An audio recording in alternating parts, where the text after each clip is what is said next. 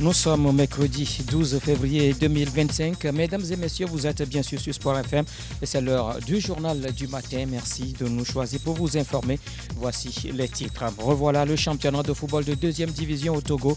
La saison 2024-2025 s'ouvre cet après-midi avec de belles empoignades dans les deux poules. Semassi sous la conduite d'Olufade Adekami reçoit US Koza dans la zone nord. Dans le sud, Asfosa avec de grandes ambitions débute face à Maranatha de Fiopo. La D1L joue le week-end sa 11e journée, mais en attendant, projecteur sur un homme qui marque la première partie de ce championnat, Sedro Kofi Gakpe, coach de l'Entente 2 dont nous parle Franck Nounyama dans cette édition à travers un dossier de la rédaction. Barrage aller de la Champions League, le Paris Saint-Germain, le Borussia Dortmund, presque en huitième de finale après leur victoire respective sur Brest et Sporting Portugal 3-0. Le Real Madrid plus réaliste devant Manchester City 3-2. Suite des matchs ce soir, Monaco défie Benfica, Celtic Glasgow est face au Bayern Munich. Et puis nous évoquons aussi du tennis, pas de souris pour Coco Gauff et Sabalenka à Doha. Les deux joueuses quittent le tournoi dès le deuxième tour. Ce sont là les titres. Mesdames et messieurs, voici à présent le journal. Grégoire Attignon, le journal sur Sport FM. Bonjour à toutes et à tous et bienvenue à Sport FM Matin. Après report sur report, le championnat de football de deuxième division va enfin démarrer cet après-midi au Togo et c'est pour le compte de la saison 2024-2025. Ils sont 16 clubs répartis en deux poules de 8 à être en course pour la phase régulière. Ainsi, dans la poule A, regroupant les équipes de la zone sud, tous les matchs de cette première journée se jouent ce mercredi au stade d'Ablogame. L'association sportive de la forêt sacrée, Asfosa accueille dans son antre Maranatha de Fiokpo. Le club de baie, très ambitieux cette saison, tient depuis quelques semaines un nouvel entraîneur en la personne d'Amenito Akwete. Ce dernier se prononce sur le match de cet après-midi. Nous écoutons Amenito Akwete. C'est d'abord un match difficile. Pour l'exemple, les deux adversaires ne se connaissent pas. Mais on est à la maison, on fera tout pour reprendre les 3 points. Comment est-ce que Asfosa prépare justement cette première journée? On le prépare dans la sérénité. D'abord, la meilleure façon de gagner, c'est de jouer son jeu. On viendra jouer notre jeu et imposer maintenant à l'adversaire. S'il tient, s'il ne tient pas, nous on gagne. Amenito Akwete, entraîneur de l'Asfosa. Au même moment, Agaza de Lomé offre son hospitalité à Angers de Noche. Le match se joue à Bossimé. Le stade de la Jeunesse Club d'Aguenivé va abriter le match dynamique togolais face à Ifodje d'Atapame.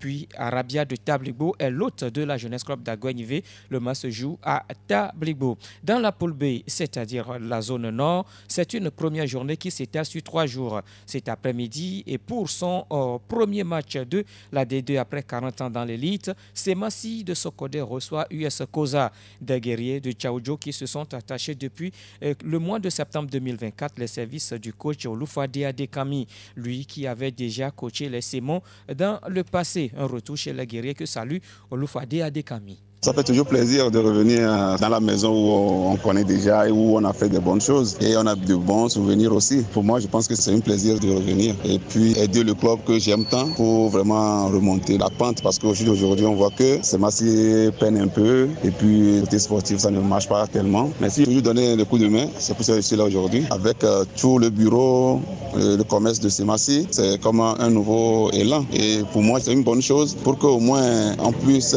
conjuguer quand même nos efforts pour qu'on puisse vraiment monter l'équipe là où il doit être.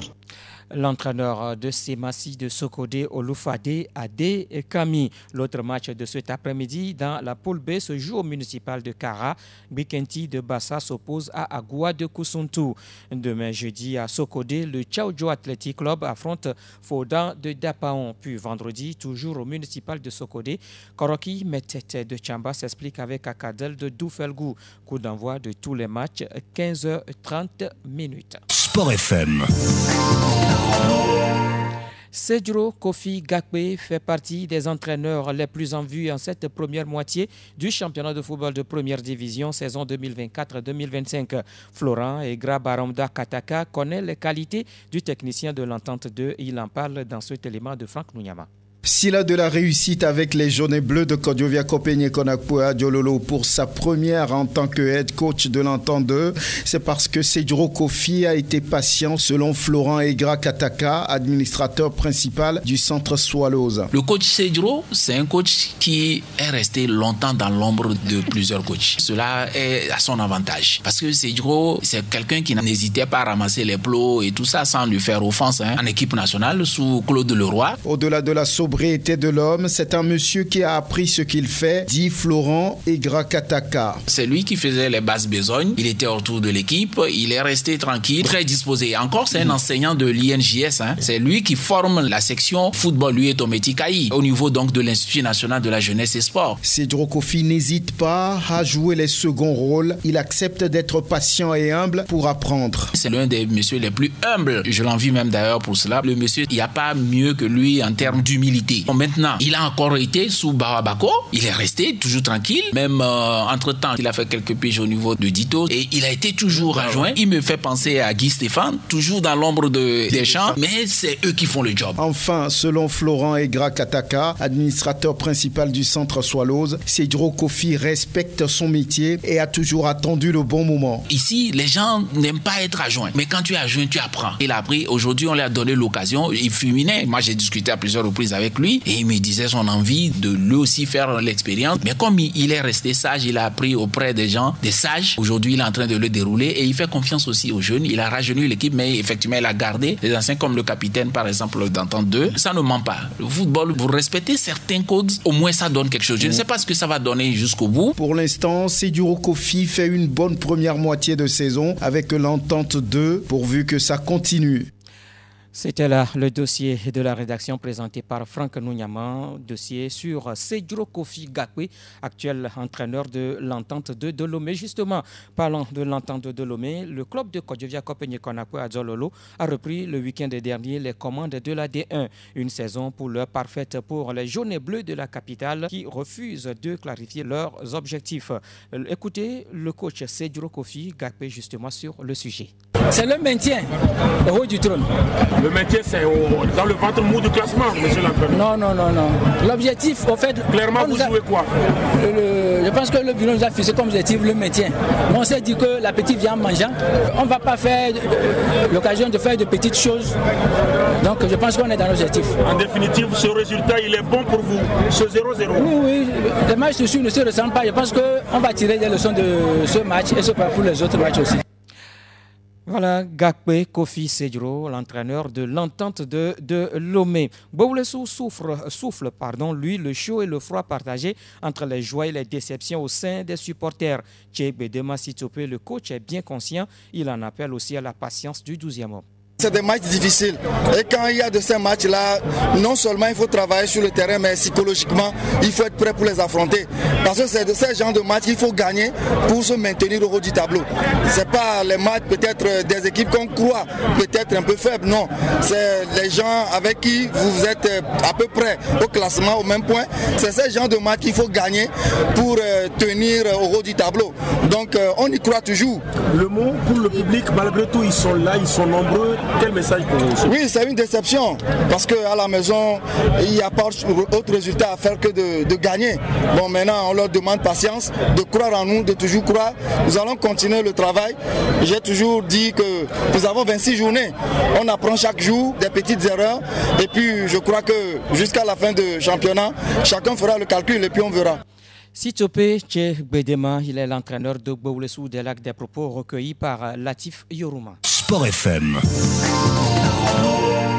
Les championnats scolaires avec l'entame la semaine dernière des compétitions pour le compte de la phase préfectorale dans les Lacs. Le match inaugural entre le lycée Boadjomé et son homologue d'Amédée Rouévé s'est soldé sur un score d'un but partout. Un début de compétition salué par le directeur régional des sports et des loisirs dans la Maritime, Aloua Mazamiso.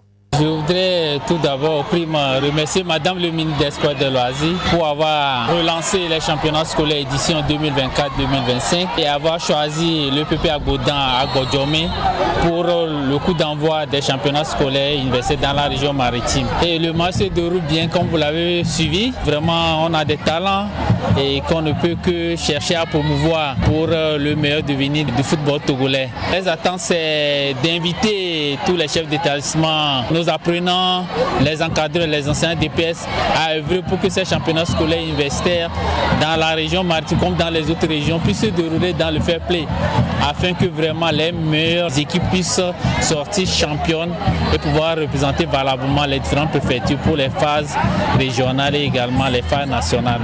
L'objectif au niveau de la direction régionale pour ces championnats, c'est quoi?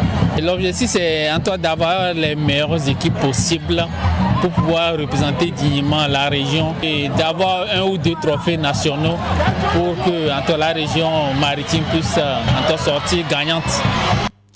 Le directeur régional des sports et des loisirs dans la région maritime Aloua Mazami Isso. Et c'est ce qui met fin à la première partie de Sport FM matin. Vous êtes en direct du studio Messan Niamey. Dans la suite, nous évoquons d'autres informations en page nationale, notamment toujours du football, du volley, du tennis, les nouvelles sur le continent, la Ligue européenne des champions avec la phase des barrages, la NBA et puis le tennis. Soyez différents, écoutez Sport FM. Football Gaillard avec l'association des anciens footballeurs du Togo qui lance ses activités pour le compte de l'année 2025. Des activités lancées samedi dernier qui se poursuivent pour le reste de l'année. Des précisions avec le président de la SAFT, Amouzou Tete Antonio. Pour cette année, nous ferons beaucoup d'activités. Après ce match, nous aurons à jouer contre l'un des autres clubs de la capitale, à savoir Gaza, Antande et Afsoza. Encore, nous aurons à jouer un match avec le Sud Dalak. Voilà le programme que nous avons. Je rappelle que cette coupe sera jouée sur toute l'étendue du territoire national pour essayer d'initier encore d'autres anciens joueurs qui sont à l'intérieur. Amouzou Tete Antonio, président de l'association des anciens footballeurs du Togo. Pour rappel, samedi dernier, la SAF était en amical contre les anciens joueurs de l'étoile filante de Lomé. Du volleyball à l'école avec qui reste un projet à encourager et à pérenniser. Le dernier festival organisé à Lomé a encore donné des réponses positives, d'où la satisfaction de la FTVB, ressortie ici par Kekeli Kofi Ago, le secrétaire général. 80 matchs disputés sur 2 jours et 3 médailles. Il y a le lycée Agouenivé qui a occupé la première place et ensuite lycée Nivémé de Kbalimé et lycée Nassablé de Dapaon qui a occupé la 3e place. Donc ceci est un travail de longue haleine que ces établissements-là ont enduré avant de venir là, puisque en faisant une comparaison du premier regroupement, nous avons vu que c'était vraiment des débutants. Mais cette fois-ci, on sent le jeu. Le ballon reste jusqu'à plus de 1 minute à se faire jouer de part et d'autre des équipes. Ça prouve la motivation, l'engouement et le bien vouloir de pouvoir œuvrer pour cette discipline-là. Au niveau de la Fédération togolaise de volleyball, tout le plaisir est pour nous de pouvoir l'organiser, de pouvoir avoir l'appui financier de l'ambassade de France qui a mobilisé les fonds en collaboration avec l'association sportive du lycée français. Donc du coup, les jeunes que nous avons au niveau de ces établissements-là, c'est déjà un papier sur notre objectif, c'est de promouvoir le volleyball à la base. Et dans un projet où nous avons dénommé Construire demain dès aujourd'hui, toute la fédération, les ligues partent gagnants dans ce projet-là. Le secrétaire général de la Fédération togolaise de volleyball, Kekeli Kofi Ago. Et nous parlons du tennis. Le Togo doit se donner les moyens de faire participer ses joueurs aux différents tournois un peu partout dans le monde. C'est ce qui a manqué aux joueurs togolais au tour principal de la Coupe Davis en Inde, semble dire Albert Lamboni, secrétaire général de la Fédération togolaise de tennis. Les joueurs indiens ont un très bon niveau et un bon classement aussi sur le plan mondial, qui sont dans les top 400. Déjà, c'est un bon niveau. Il y a un qui a même été une fois top 200 avant de redescendre et expérimenter. Ils ont l'expérience de cette compétition. Et puis, il faut dire que les Indiens, au niveau des simples, ont mis leur meilleur en simple comme nous aussi, mais en double aussi. Ils ont des spécialistes des doubles qui ont un bon classement mondial. Donc ça aussi, ça a joué. Il faut reconnaître que c'est des joueurs qui ont un très bon niveau puisqu'ils se maintiennent toujours dans ce groupe. Donc, ce qui veut dire qu'aujourd'hui, ils veulent franchir l'ultime étape pour pouvoir aller dans le groupe top, le groupe monde des 16. Après le cap laiton ici, le Togo a dormi sur ses lauriers? Non, la plupart de nos joueurs sont à l'extérieur. Donc il y a des compétitions. On a travaillé, mais je vous avoue qu'il faut aussi les moyens pour pouvoir les inscrire dans les compétitions. Il faut beaucoup de moyens. Ils ont travaillé, au moins, un minimum, il faut qu'ils participent à 2 compétitions par mois. Je vous avoue que les moyens font défaut. Ils n'ont pas eu le temps suffisant pour le faire. C'est le temps ou bien c'est les moyens financiers? Il y a eu le temps aussi et les moyens. Les 2 font partie. Albert Lamboni, secrétaire général de la Fédération togolaise de tennis, au micro de Franck Nounyama. Sport FM. Hors de chez nous, la Ligue de football professionnel du Sénégal a du mal à bannir la violence dans les stades malgré ses efforts. Aïssatou Diéné a évoqué le sujet dans Équipe d'Afrique sur Sport FM. La dernière, c'est le week-end dernier entre les Ouakam qui recevaient Tenguet FC tenant du titre. Le match s'est terminé en queue de poisson avec des scènes de violence entre les supporters des deux équipes. Soit des erreurs d'arbitrage ou bien le mécontentement des supporters vis-à-vis des choix du coach ou bien même entre les joueurs des deux équipes. Mais qu'est-ce qu'on fait actuellement pour apaiser un peu les tensions? La Ligue sénégalaise de football professionnel, depuis l'année dernière, a mis en place des mesures de sanctions contre toute équipe qui cause les scènes de violence, à l'exemple du Giraffe de Dakar qui s'est vu cette saison sanctionné 3 fois avec des matchs en terrain neutre. Les deux équipes se sont retrouvées sanctionnées d'une amende de 500 000 chacune et de 2 matchs à huis clos. On accuse aussi les officiels de match à leur niveau. Est-ce qu'il y a un recyclage qui se fait régulièrement pour permettre à ces arbitres d'être à la hauteur, de limiter les erreurs? À mi-saison, les arbitres sont recyclés par le président du comité des arbitres, M. Malangé. Il organise chaque trimestre ou bien chaque 6 mois des séances de coaching pour permettre aux arbitres de bien œuvrer leur travail. Mais comme on le sait, les foot locales, c'est toujours comme ça. Il y a toujours des mécontents.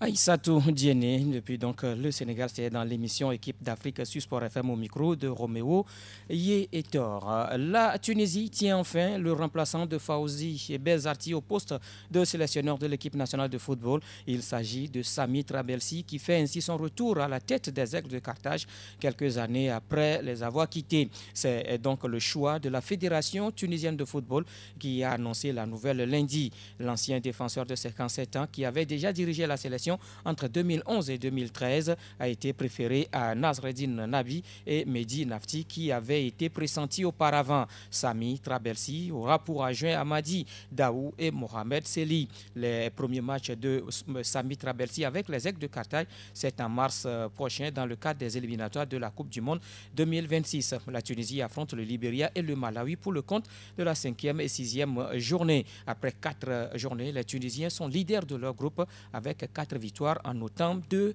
rencontres. Toujours sur le continent, en Côte d'Ivoire, la élective de la Conférence nationale des fédérations sportives qui devront se tenir le 8 février dernier a été annulée et la CONAFESI suspendue par le ministère des Sports. Chris Nobouzan revient sur les raisons.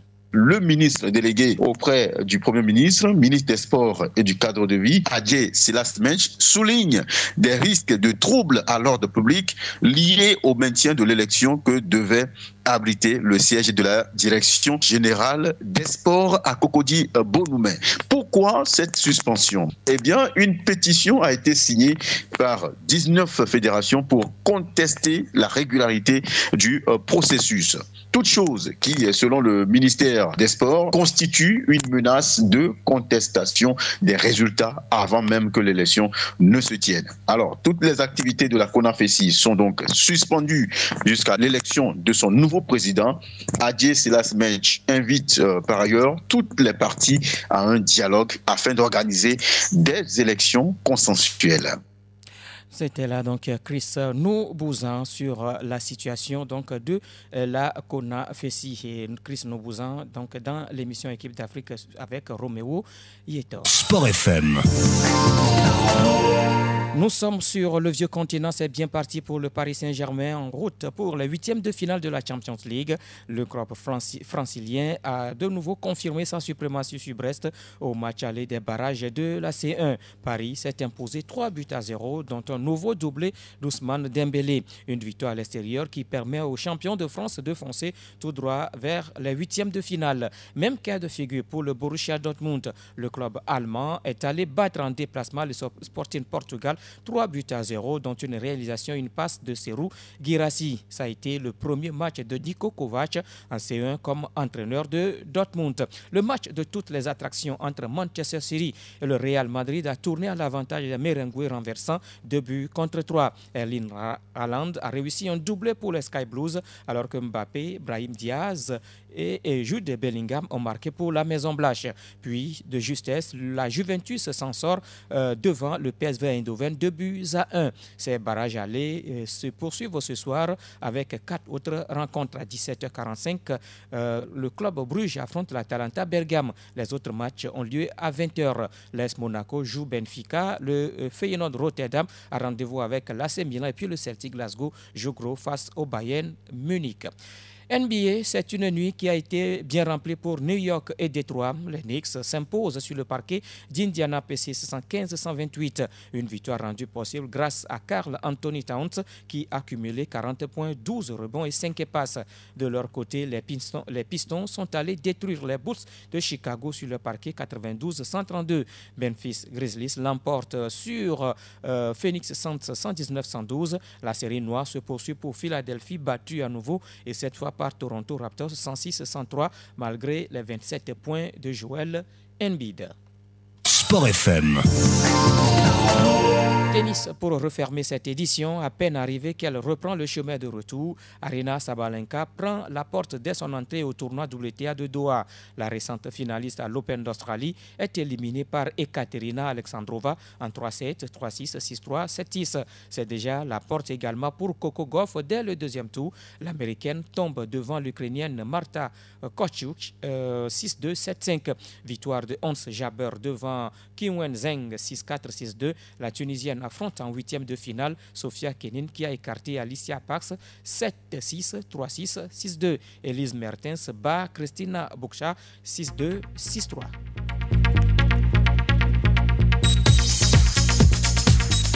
Mesdames et messieurs, nous mettons un point final à Sport FM matin, mise en onde par Théo Ajavon. Merci à toutes et à tous de nous avoir suivis. Restez toujours branchés sur Sport FM pour la suite de notre programme. Excellente journée à vous tous.